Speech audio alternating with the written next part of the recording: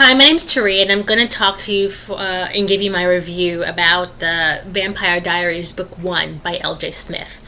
Um, I bought the book yesterday on audiobook from iTunes, and I got all four, so I can give you a review for all four books.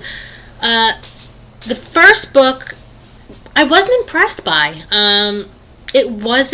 It's not the type of book where I would run to somebody and say, you have to read this, you have to read this, you have to read this. As far as this book goes, the way it ended, oh, by the way, if you haven't read the book, stop here. But the way it ended, it was more of like a soap opera cliffhanger. There wasn't a conclusive ending. I started to listen to the first few minutes of book 2, and book 2 picks up right where book 1 left off. But the books aren't long to begin with. The audiobook was about maybe 6 hours long, a little over. So considering that, there are some audiobooks that are 20 hours or some audiobooks that are, 9, 10, 15 hours, she probably could have easily combined book 1 and book 2 to make one complete book. I digress. The books, from what I can tell right now, are pretty much about, Stefan and Elena, and Damon. Elena is the main character. She's a human. Stefan is the main vampire character. He's the one in love with Elena. So right now in book 1, they're pretty much a hot ticket item. And then there's Damon. Damon is Stefan's brother. Stefan and Damon are vampires.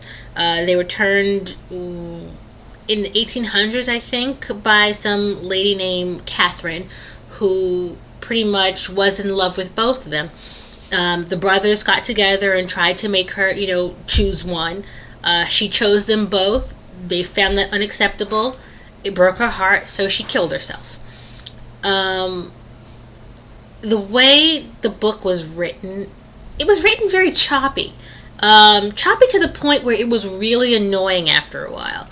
I don't know if it was just the narrator, the way she did it, where you really couldn't tell. Her voices weren't really that different between the characters sometimes. But this really, really annoyed me that it was just so choppy. It would jump from, the book is told from like a third-party perspective. It would jump from like what's going on in Elena's mind to what's going on in Stefan's mind to what's going on in Matt's mind. So it was, Matt could be having a conversation with Stefan, so it would start off in Matt's mind, and then by the time the conversation was over, it would jump into it would be in Stefan's mind, and he'd go off and do something else until it jumped in somebody else's mind. So it was kind of annoying for a while. I found myself rewinding it, trying to figure out, what was what did I miss anything? Whose point of view was I in now?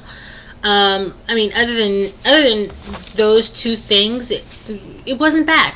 The book was pretty dull.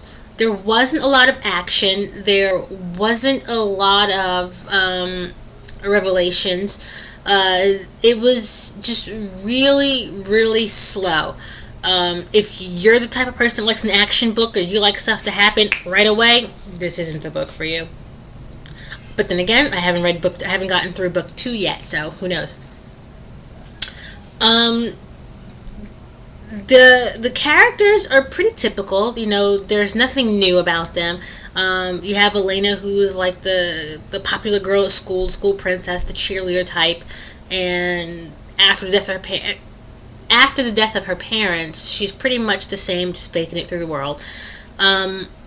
You have Stefan, who is the typical broody vampire. I don't want to be a monster, blah blah blah.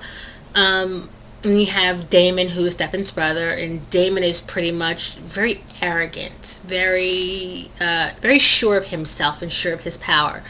So, there's nothing new, there's nothing groundbreaking. It makes for a good TV series. Luckily, the TV series isn't. I don't want to say it's based on the books because the story is, kind of different. It's more along the lines of inspired by. The TV series is inspired by the books. The TV series kind of takes the spirit of the books and turns it into TV and makes it its own, which is really good because, I watch the TV episodes and, I can't wait for next week. This book wasn't a page turner. I can't, there wasn't like, oh my god, I gotta make it to the next chapter. I can't wait to see what's in the next chapter. It wasn't like that. Well, at least for me. There was, some of the dynamics between the characters you don't quite understand, so I'll have to pretty much go back and go over that part again. The differences between the TV show and the book. For one, Elena in the book is blonde hair, blue eyes. In the TV show, she's brown and brown. In the book, Bonnie, Carolyn, and then there's another friend. In the TV show, pretty much Carolyn and Elena are friends, but in the book they're kind of enemies, frenemies. In the book, Bonnie's a druid, princess or priestess or whatever. In the TV show, she's a witch. Another difference is in the TV show, she has a brother. Elena has a brother. That's pretty much like a year under her.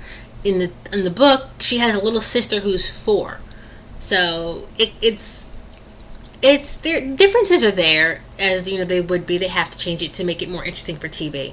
I just wish the author would have made it interesting, to make it easier to read through. Other than that, there's really not much to the book. It's the whole book is pretty much set up. It's pretty much, telling you, giving you an idea and a feel for who the characters are. When I first read Twilight, when I first read Sookie Stackhouse series, at the end of the book, I had an emotional interest in these characters, to the point where, I was very obsessive over them. But still, it's neither here nor there. But, I was very into it.